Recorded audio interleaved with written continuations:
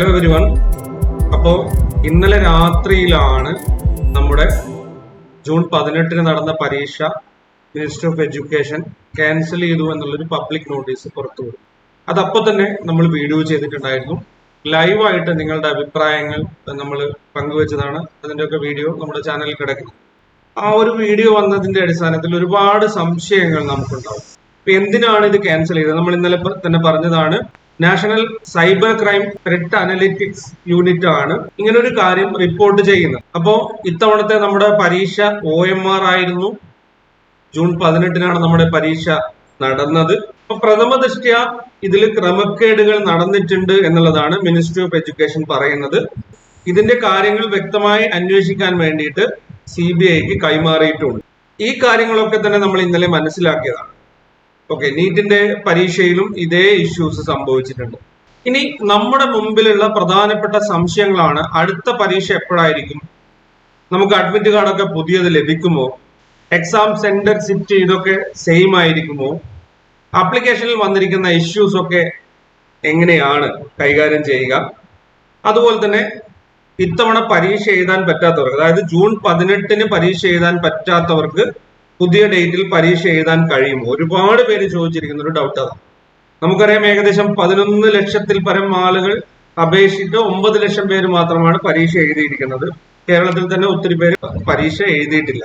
അപ്പൊ അടുത്ത പരീക്ഷ എന്ന് പറയുന്നത് വളരെ പെട്ടെന്ന് തന്നെ ഉണ്ടാവും. കാരണം നമുക്കറിയാം, നമ്മുടെ മുമ്പിൽ ഇനിയുള്ളത് ഈ അപേക്ഷകർക്ക് അവരുടെ എക്സാം സെന്റർ സിറ്റി എവിടെയാണെന്നുള്ളത് അറിയിക്കണം, അതിനുശേഷം അഡ്മിറ്റ് കാർഡ് നൽകണം, സെന്ററുകൾ ക്രമീകരിക്കണം. അതായത് ഇപ്പോൾ നടന്നിരിക്കുന്ന സെന്ററുകളെല്ലാം തന്നെ NCERT ബേസ് ചെയ്തിട്ടുള്ള പബ്ലിക് സ്കൂളുകളായിരുന്നു.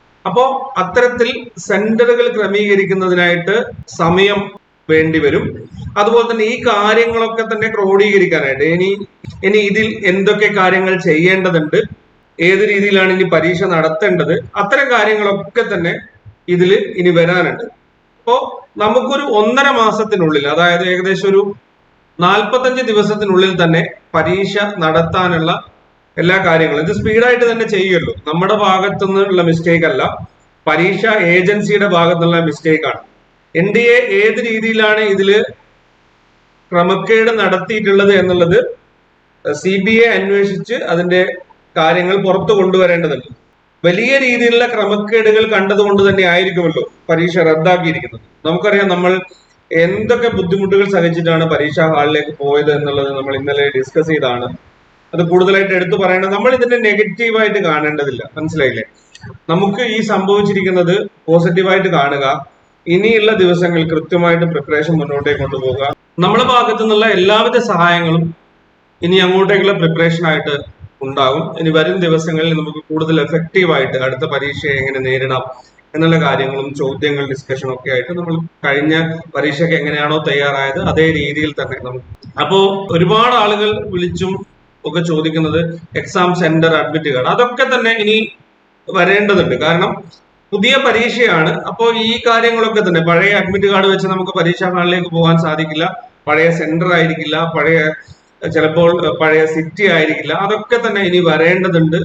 ആ കാര്യങ്ങളൊക്കെ തന്നെ നമുക്ക് അറിയേണ്ടതുണ്ട്. അതൊക്കെ അപ്ഡേറ്റ് ചെയ്യേണ്ടത് NDA ആണ്. പരീക്ഷാ ഏജൻസിയെ മാറ്റുമോ ഇല്ലയോ എന്നുള്ളത് പരീക്ഷാ ഏജൻസിയിൽ മാറ്റം ഉണ്ടാകുമോ ഇല്ലയോ എന്നുള്ളത് പലരും ചോദിച്ചിട്ടുണ്ട്.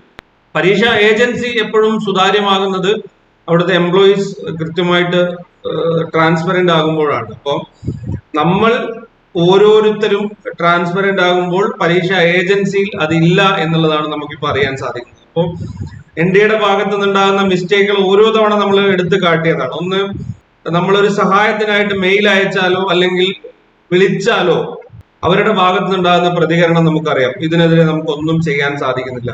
ഇപ്പൊ വന്നിരിക്കുന്നത്, ഇപ്പൊ OMRലേക്ക് വരുന്ന സമയത്ത് ഈ CBT അപേക്ഷിച്ച് വളരെയധികം ക്രമക്കേടുകൾ നടത്താൻ സാധിക്കുന്ന ഒരു രീതിയാണ്. ഈ ഒരു കാലഘട്ടത്തിൽ നമ്മുടെ മുമ്പിൽ വെച്ചൊക്കെയാണ്, ഞാനൊരു കമന്റ് ഒക്കെ കണ്ടു, നമ്മുടെ മുമ്പിൽ വെച്ചൊക്കെയാണ് OMR ഷീറ്റ് ഓപ്പൺ ചെയ്യുന്നത്. അപ്പൊ അത്രയും ട്രാൻസ്പെറന്റ് ആയിട്ടാണ് ചെയ്തത് എന്നുള്ളതാണ് പറയുന്നത്. പക്ഷെ ഏത് രീതിയിലാണ് ഇത് മിസ്സായിരിക്കുന്നത്, എങ്ങനെയാണ് മിസ്സായിരിക്കുന്നത്, ആർക്ക് വേണ്ടിയിട്ടാണ് ഇത് മിസ്യൂസ് ചെയ്തിരിക്കുന്നത് എന്നുള്ളതൊക്കെ അറിയേണ്ടതുണ്ട്. അപ്പൊ ആ ഒരു കാര്യം നമ്മൾ പ്രത്യേകമായിട്ട് ഡിസ്കസ് ചെയ്യേണ്ടതുണ്ട്. അത് നമുക്ക് വരും വീഡിയോയിലൊക്കെ തന്നെ ചർച്ച ചെയ്യാം. അതൊരു പ്രത്യേക വിഷയമായിട്ട് തന്നെ നമ്മൾ ഡിസ്കസ് ചെയ്യേണ്ടതുണ്ട്. അപ്പൊ ഇതില് നിങ്ങൾ കൂടുതൽ ചോദിച്ചിരിക്കുന്ന സംശയങ്ങൾക്കുള്ള മറുപടിയാണ്. അപ്പോൾ ഈ പരീക്ഷ ഇല്ല, കാരണം നമ്മൾ UGC നെറ്റ് എക്സാം ജൂൺ 2024 പരീക്ഷ നടന്നിട്ടില്ല എന്നുള്ളതാണ് ഇപ്പൊ മനസ്സിലാക്കാനുള്ളത്. റദ്ദാക്കി എന്ന് പറഞ്ഞാൽ അങ്ങനെ ഒരു പരീക്ഷ ഇല്ല. അപ്പോൾ ഇനി നടക്കാനുള്ളത് പുതിയ പരീക്ഷകളാണ്. പിന്നെ പ്രധാനമായിട്ടും ചോദിച്ചിരിക്കുന്ന കാര്യം എന്ന് പറയുന്നത് അപ്ലിക്കേഷനിൽ വരുത്തിയിരിക്കുന്ന മിസ്റ്റേക്കുകൾ അതിന് തിരുത്താൻ സാധിക്കുമോ എന്നുള്ളത് പലരും ചോദിക്കുന്നുണ്ട്. അങ്ങനെ ഒരു ഓപ്ഷൻ ഇനി ഇല്ല. അപ്ലിക്കേഷൻ പ്രോസസ്സ് കഴിഞ്ഞു, കറക്ഷൻ പ്രോസസ്സ് കഴിഞ്ഞു, അവസാന ഘട്ടത്തിലാണ്, അതായത് പരീക്ഷ നടന്നു കഴിഞ്ഞു. അപ്പൊ അവസാന ഘട്ടത്തിലാണ് ഇങ്ങനൊരു ഇഷ്യൂ ഉണ്ടായിരിക്കുന്നത്. അതുകൊണ്ട് അപ്ലിക്കേഷനിൽ നിങ്ങൾ വരുത്തിയിരിക്കുന്ന തെറ്റുകൾ, പലരും നെറ്റ് സബ്ജക്ട് സെലക്ട് ചെയ്യുന്നതിൽ വീഴ്ചകൾ വരുത്തിയിട്ടുണ്ട്. അതായത് കൊമേഴ്സ് ഉള്ളവർ മാനേജ്മെന്റ് സെലക്ട് ചെയ്തു, ഇംഗ്ലീഷ് ഉള്ളവർ കൊമേഴ്സ് സെലക്ട് ചെയ്തു, അങ്ങനെ ഒത്തിരി മിസ്റ്റേക്കുകൾ. ഇത് സംഭവിച്ചിരിക്കുന്നത് അപേക്ഷ അയക്കുന്ന സ്ഥലത്താണ്. കാരണം അപേക്ഷ അയച്ചു കഴിഞ്ഞ് അവർ തെറ്റുകൾ വരുത്തി, പക്ഷെ നമുക്ക് കൺഫർമേഷൻ പേജ് ലഭിക്കുന്നുണ്ട്. അതിൽ വിവരങ്ങൾ കൃത്യമായിട്ടാണോ കൊടുത്തത് എന്നുള്ളത് നമ്മൾക്ക് ചെക്ക് ചെയ്യാം. എന്നിട്ട് നമുക്കത് കറക്ഷൻ വിൻഡോ ഓപ്പൺ ആകുന്നുണ്ട്. അപ്പൊ നമുക്ക് തിരുത്താം, പുതിയ കൺഫർമേഷൻ പേജ് എടുക്കാം. അതൊന്നും പോലും ചെയ്തിട്ടില്ല. അത്തരം തെറ്റുകളൊന്നും തന്നെ തിരുത്താനുള്ള യാതൊരുവിധ സാഹചര്യങ്ങളും ഇനി ഉണ്ടാവില്ല. അപ്ലിക്കേഷൻ പ്രോസസ് കംപ്ലീറ്റ് ചെയ്തു. ഇനി നമുക്ക് പരീക്ഷയുടെ സിറ്റി എവിടെയാണെന്ന് അറിയണം, അഡ്മിറ്റ് കാർഡ് വരണം. അടുത്ത സ്റ്റേജ് അതാണ്. അതുപോലെ തന്നെ പരീക്ഷ എന്ന് നടക്കും എന്നുള്ളത് ഡേറ്റ് വളരെ പെട്ടെന്ന് തന്നെ UGC NTA ഡിക്ലെയർ ചെയ്യേണ്ടതുണ്ട്, അല്ലെങ്കിൽ അത് അവർ ചെയ്യണം. അങ്ങനെ ഒരു മിനിമം മര്യാദയെങ്കിലും നമ്മളോട് കാണിക്കണം എന്നുള്ളതാണ് ഈ ഒരു അവസരത്തിൽ പറയാനുള്ളത്. അടുത്ത പരീക്ഷ ഡേറ്റ് അറിഞ്ഞു കഴിഞ്ഞാൽ അതിനനുസരിച്ച് നമുക്ക് പ്രിപ്പറേഷൻ മുന്നോട്ടേ കൊണ്ടുപോകാം. പിന്നെ പലരും ചോദിക്കുന്നത് ഡിസംബർ എക്സാം, ജൂൺ എക്സാം പണ്ട് കൊറോണ സമയത്ത് നടന്നതുപോലെ മെർജ് ചെയ്ത് നടത്താനുള്ള സാഹചര്യങ്ങൾ ഉണ്ടാകുമോ എന്നുള്ളതാണ്. അത്തരത്തിലുള്ള യാതൊരു സാഹചര്യവും ഇല്ല. ഈ പരീക്ഷയായിട്ട് തന്നെ നടത്തും. അടുത്ത പരീക്ഷയായിട്ട് മെർജ് ചെയ്ത് നടത്താനുള്ള ഒരു സാഹചര്യമൊന്നുമില്ല എന്നുള്ളതാണ് ഇപ്പോഴും മനസ്സിലാക്കാൻ സാധിക്കുന്നത്. അത്തരം കാര്യങ്ങളൊക്കെ തന്നെ ഒഫീഷ്യലായിട്ടുള്ള റിപ്പോർട്ടുകൾ വരേണ്ടതുണ്ട് എന്നുള്ളതാണ്. അടുത്ത പ്രധാനപ്പെട്ട ഒരു ഡൗട്ട് എന്ന് പറയുന്നത് 11,21,225 പേരാണ് അപേക്ഷിച്ചിരിക്കുന്നത്. 9,08,550 പേര് മാത്രമാണ് അറ്റൻഡ് ചെയ്തിരിക്കുന്നത്. അതിൽ എത്ര മെയിൽ, എത്ര ഫീമെയിൽ, എത്ര തേർഡ് ജെൻഡർ എന്നുള്ളതൊക്കെ ഇവിടെ പറഞ്ഞിട്ടുണ്ട്. ഇവിടെ പ്രധാനമായിട്ട് വരുന്ന ഒരു ചോദ്യം എന്ന് പറയുന്നത്, നമുക്ക് അപേക്ഷിച്ചവർക്ക് ഇനിയുള്ള പരീക്ഷകൾക്ക് പങ്കെടുക്കാൻ സാധിക്കുമോ? പല കാരണങ്ങൾ കൊണ്ടും പരീക്ഷക്ക് പോകാതിരുന്നവർക്ക് ഇനി അടുത്ത പരീക്ഷകൾക്ക് പങ്കെടുക്കാൻ സാധിക്കുമോ എന്നുള്ളതാണ് പ്രധാനപ്പെട്ട ഒരു ചോദ്യം എന്ന് പറയുന്നത്. അപ്പോ ഇതിൽ മനസ്സിലാക്കാനുള്ളത്, ഒരു പരീക്ഷ ക്യാൻസൽ ചെയ്തു എന്ന് പറഞ്ഞു കഴിഞ്ഞാൽ ആ പരീക്ഷ നടന്നിട്ടില്ല അല്ലെങ്കിൽ നടത്തിയിട്ടില്ല എന്നുള്ളതാണ് അർത്ഥമാക്കേണ്ടത്. അതുകൊണ്ട് തന്നെ ഈ പറഞ്ഞിരിക്കുന്ന ആളുകൾക്കെല്ലാം തന്നെ അടുത്ത പരീക്ഷക്ക് പങ്കെടുക്കാൻ സാധിക്കണം. അതാണ് അതിന്റെ ന്യായം.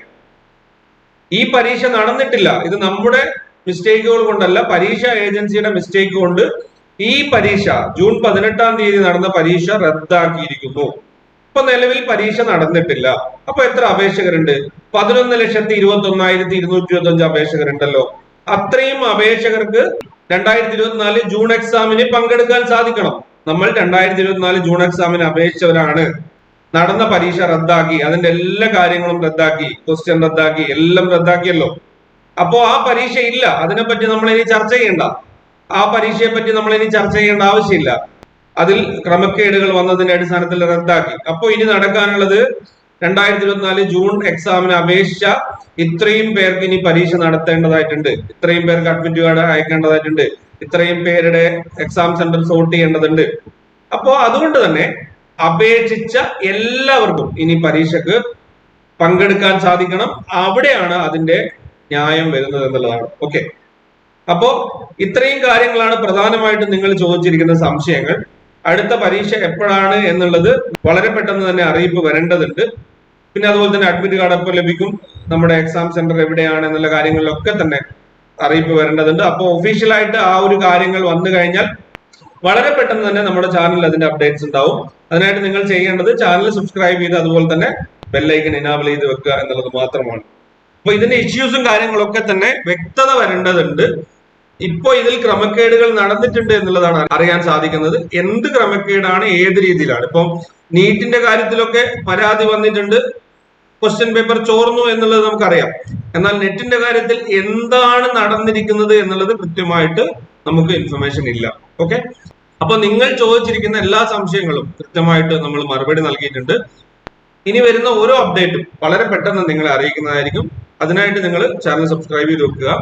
അപ്പൊ അപേക്ഷിച്ചവർ, പങ്കെടുത്തവർ മാത്രം ഇനി പ്രിപ്പയർ ചെയ്താൽ പോരാ, അപേക്ഷിച്ചവരെല്ലാം തന്നെ കൃത്യമായിട്ട് പ്രിപ്പറേഷൻ മുന്നോട്ടേക്ക് കൊണ്ടുപോകുക. നിങ്ങൾക്ക് പങ്കെടുക്കാൻ സാധിക്കും എന്നുള്ളതാണ് നമ്മൾ മനസ്സിലാക്കുന്നത്. അല്ലെങ്കിൽ അങ്ങനെ സാധിക്കണം, അതാണ് അതിന്റെ ന്യായം എന്നുള്ളത്.